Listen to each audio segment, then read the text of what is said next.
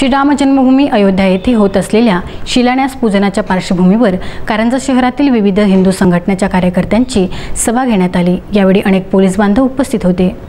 Police station Karanja शहर येथे दिनांक 3 ऑगस्ट रोजी उपविभागीय पोलीस अधिकारी संजय पाटील यांच्या प्रमुख उपस्थितीत कारंजा शहर पोलीस स्टेशनचे ठाणेदार सतीश पाटील यांच्या नेतृत्वात दिनांक 15 ऑगस्ट रोजी होणाऱ्या श्रीराम जन्मभूमी मंदिर अयोध्या येथे होत असलेल्या शिलान्यास पूजनाच्या पार्श्वभूमीवर कारंजा शहरातील विविध हिंदू संघटनांच्या कार्यकर्त्यांची छोटेखानी सभा घेण्यात आली। त्यांना योग्य असे मार्गदर्शन करण्यात आले। यावेळी 10 ते 15 लोक उपस्थित होते। तसेच 5 ऑगस्ट रोजी होणाऱ्या राम जन्मभूमी शिलान्यास पूजनानिमित्त शहरातील शांती व सुव्यवस्था अबाधित राहावी या कारणाने जिल्हा पोलीस अधीक्षक वसंत परदेशी यांच्या आदेशान्वये उपविभागीय पोलीस अधिकारी संजय पाटील यांच्या मार्गदर्शनात व कारंजा शहराचे ठाणेदार सतीश पाटील यांच्या प्रमुख उपस्थितीत दंगा काबू योजनेची रंगीत तालीम घेण्यात आली।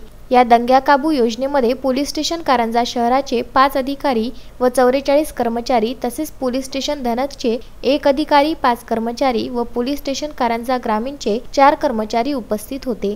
अक्षय लोटे, विदर्भ न्यूज, कारंजा लाड।